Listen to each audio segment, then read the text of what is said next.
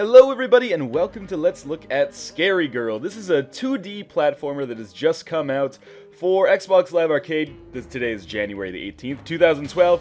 Coming to PSN next week, so January 25th, 2012. And coming to PC supposedly sometime in the early months of 2012.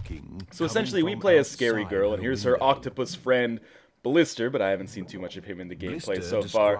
And basically, Scarygirl's having this recurring dream where the scary bearded man, I know, aren't they all scary, myself included, just keeps getting in and causing her terror, so she's got to kind of figure out what the heck's going on with this bearded man. Plot doesn't necessarily make a whole lot of sense, at least not here at the get-go, the early stages of the game that I've played so far, but it's not really about the plot, is it? This is very much a traditional 2D style platformer that kind of likes you don't see that much anymore. Normally when you see a 2D platformer these days, it's like going to be like a puzzle platformer, like a Braid or a Trine 2, or it's going to be like a tough as nails side-scroller like a Super Meat Boy, of course, or I guess more recently actually Dust Force, which of course just came out yesterday on Steam. This is very much just like a traditional 2D platformer with combat, essentially. So we're just going to be collecting gems, which are those yellow diamonds that you saw me pick up, and trying to get to the end without basically falling into any pits or getting killed by the enemies. So not quite a Mario. This is more like a Beautiful Joe, I suppose. Now you'll immediately notice that the game actually looks pretty good. It's you know, not that in the 2D style that we see a lot these days, which is very much aping retro graphics. This is much more to the Trine side of things, where they're trying to make it as beautiful as possible, and I don't mean beautiful disparagingly in either way. But yeah, the game actually looks fairly good, some kind of like graphic novel style, and apparently this show, or this game, is based on an action figure, actually, so it's kind of surprising that the game actually is not horrible right out of the outset. So basically, don't worry too much about what we're doing here. We have this tutorial where we essentially learn the combat mechanics of the game, so you can see that I can do combos using light and heavy attacks, which are X and Y. I can shoot enemies up into the air, I can juggle them using heavy attacks over and over. And I also, the kind of gimmick of this platforming game, because everyone has to have it, is not turning back time, it's actually using your arm as a grappling hook. So I'm not sure if Scarygirl is made out of some kind of plasticine, or she's like a Stretch Armstrong type species, but anyway, she has a stretchy arm that she can use to basically throw enemies at other enemies, or just launch them into fucking space, like Hercules threw that bear into space. Am I thinking of the right viral video when I say that? I'm sure someone will know what I'm talking about. Anyway, we also have a shield that we can use, but of course, as in Super Smash Bros., the more your shield gets hidden, the longer you have it out, the smaller it gets, and it can eventually break. These guys are pains in the asses, by the way. These snakes also cause you to get poisoned and lose health. So we should be basically done with the tutorial there. One complaint that I do have about the game, the combat feels pretty good, but it's also kind of confusing just because there's so many different mechanics. If I'm thinking of good combat in a recent 2D kind of action platformer, I'm thinking of a game like Shank, which by and large was a little bit repetitive, but the combat was very much fluid, and it was more free-flowing than this, and I think it was better because of it. This kind of feels a little bit too complicated, and things don't really combo together as well as I might expect, but it works pretty well. I'm at the shop here, so I can buy upgrades for my arm, essentially, which will cause me to, like, do more damage but have slower attacks, or do less damage but have faster attacks.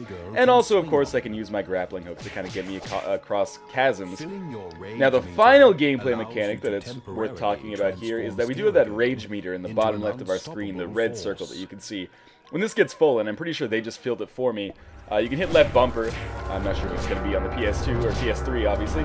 But then you become basically like a scary girl. You can eat pretty much everything in your path. And it doesn't last very long, but it lasts long enough to do some serious damage. I actually have not seen it outside of that tutorial where essentially they just give it to you. Obviously, this is the tutorial level.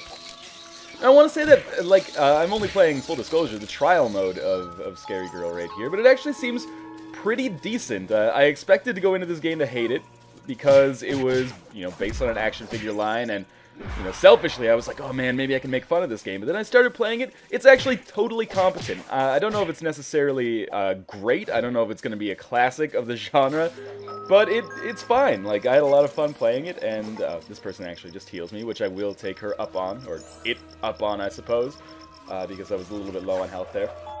Oh, but yeah, totally fine. I could definitely see a lot of people having fun with this. It kind of reminds me of, like, Roshard from last year, a game that, like, very late last year, actually. Roshard was not amazing, but totally good, and I could definitely see how people would enjoy picking it up. What I will say, price tag turns me off a little bit. You would expect this to probably be a $10 game, but it is actually 1,200 points on Xbox Live, so the equivalent of $15, which I think is a little bit steep for this game. If it maintains that price when it comes to PC, it's going to be a hard sell just because, you know, a game from last year that not a whole lot of people played but really should play, Trine 2, is at exactly the same price point, and I think that game is actually like a notch above this one, or a cut above this one. But still, certainly if you're a huge fan of 2D platformers and you've already played Trine 2, you could do a whole lot worse with your money than with Scarygirl. But we're almost at the end of the first level here. You might have seen just a second ago there was the opportunity to take branching paths, so kind of similar to a Crash Bandicoot in that sense, although in that sense pretty much alone, and actually died from poison there. So we will respawn here. So yeah, I thought that maybe changing your path would dictate what level you went to next, but that is indeed not the case. This is pretty much totally linear. So if you take the top path, you meet the bottom path at a certain point before the end of this level, and then carry on to the next level, which is totally fine. But as far as I know, there is no like stage select or the opportunity to take branching paths that actually affect your gameplay in more than superficial ways. Speaking of superficiality, the aesthetic for this game is quite clearly, I'm not going to say aping, but certainly influenced by that kind of Tim Burton style, which is another reason that I kind of thought I was going to really dislike this game right off the bat, but it actually works pretty well. The one complaint I do have is that sometimes, because everything is like, especially on this level, everything is like a dark blue or a chartreuse or a teal or a, you know, watercress, what have you, it's kind of hard to tell what you're seeing and like what's an enemy and what's part of the background. But as levels get more aesthetically divergent, you can actually see, you know, obstacles in the background more, or you can tell obstacles in your foreground from the background more easily. For example, on this level right here. So this is how you can tell it's a traditional 2D platformer, because it's a water level and it's got things that are coming up from the spaces in between the jumps, be it lava or be it rocks. I actually at first thought I had to jump on those rocks and use them to get across, but that is not the direction that this game is going to take. Basically, we're just going to continue collecting our gems here, and then we'll see what happens. This level's quite a bit more difficult than the last level. In particular, the grappling hook sections that we're going to run into here. I've frequently gotten stuck here for, like, well, I'm not going to say hours, but several minutes at a time. Encountered a very slight glitch there. It looked like I got stuck on the wall, and then I actually had to kill myself. You can't see it on the screen, but I assure you, with the controller in my hands, off-screen, I could tell that my character was stuck. Kind of had to, they were like stuck to the wall, I had to move them into the pit to get off of it. There was no chance for me to succeed anyway. So the grappling hook, kind of, not super great in terms of controls. So I'm going to flip this guy over and use him as a spring. We also, I should mention this, if you hold the jump button, you have the ability to kind of use your Inspector Gadget's grappling hook arm as a helicopter, so you can glide a little bit. And that's what we have to do to get across here. But it doesn't always work so well in conjunction with the grappling hook, and the reason is that if you just tap A, this is pretty standard, but if you tap A, you do like a small jump. If you hold A, you do a larger jump, but if you hold A like a half second longer than that, you start to take out your helicopter. So it's very hard to time like high jumps where you don't want to glide, because there's such a small time difference between just doing a high jump and doing a jump where you actually glide.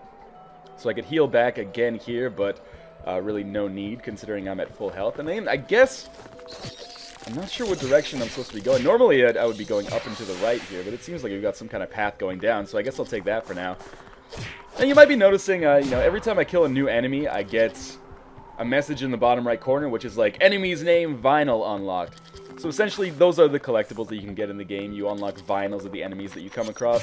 But I guess the principal unlock that you'd probably be aiming for is things that actually meaningfully affect the gameplay. There's no way... Oh, I did make that jump, but I'm back at the spot where... I don't know, actually, I'm dead. I'm back at the spot where I died. So we're going to start again from that checkpoint, which is actually a fair way back. By and large, the game doesn't seem to be that difficult. There are times when I've died so far, and I've thought, oh, well, that's not really my fault, the controls are unclear, or I just couldn't tell what was going on.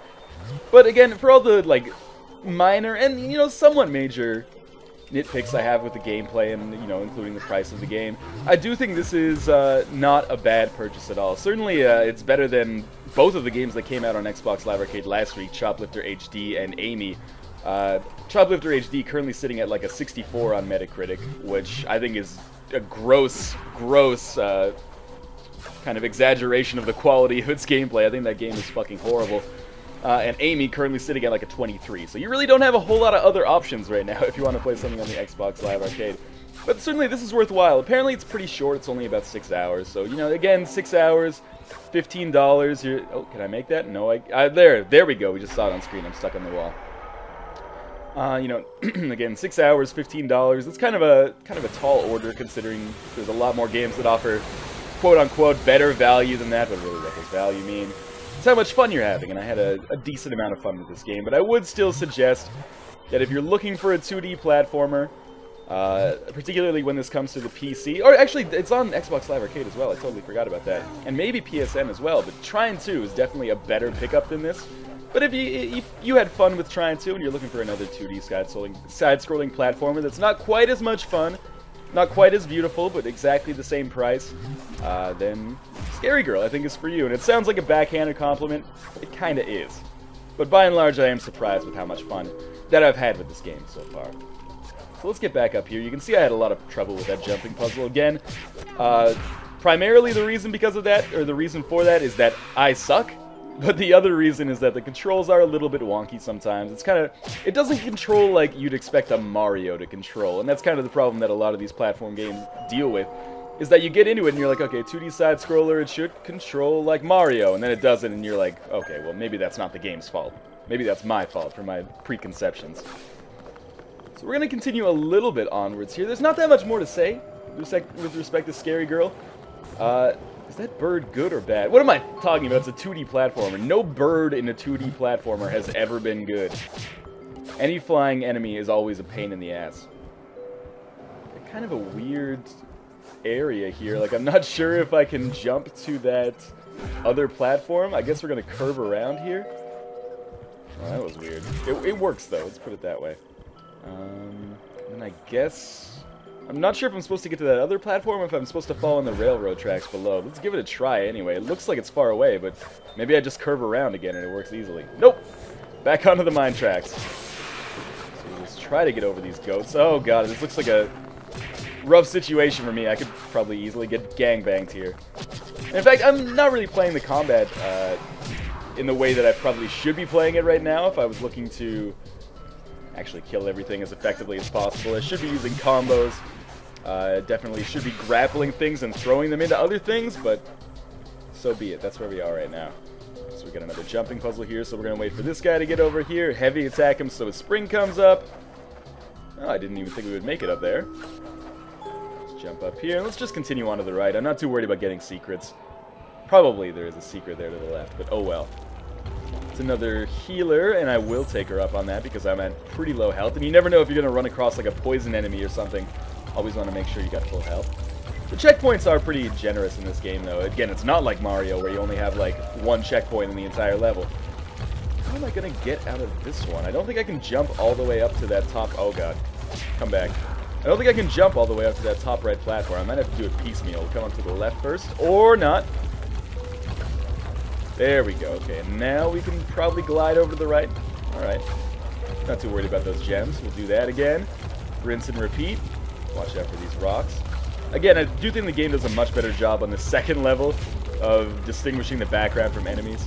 Sometimes you'll still run into some enemies that are difficult to tell from the background, but I think those are deliberately camouflaged.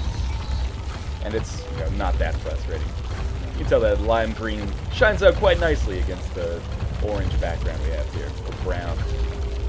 I'm not color blind, I'm just kind of color dumb. We run into... Oh, that was a bad situation. As we flip this guy over, we run into a lot of puzzles similar to this that have a rotating platform, and one side is spikes and the other side is safe. But those seem to be pretty easy to get around. Let's jump on this guy. Glide should give us... The glide does not really come in that much use for just like getting across a jump, but it does give you a lot of leeway if you mess up a jump, because then you can just rinse and repeat. Oh, well, not rinse and repeat. What I mean is that you have... let's put it this way, you have more tolerance on your jump, so if you mess it up a little bit, you can just glide and then kind of correct it. Kind of the way that you can move yourself around in the air in other platforming games, if that makes any sense at all. So as we make our way over here, probably continue to the next checkpoint and then we'll stop, because I think pretty much all there is to say about Scarygirl has been set already. Won't heal because I'm only a quarter heart down. At least I think that's a quarter heart. Kind of hard to tell. Oh, there we go. We reached the next checkpoint. So this is Scarygirl, now available on Xbox Live Arcade. Next week on PSN, Q1 2012 on PC. Current asking price $15. It's not bad, but it's not fantastic. Thanks for watching, guys. See you next time.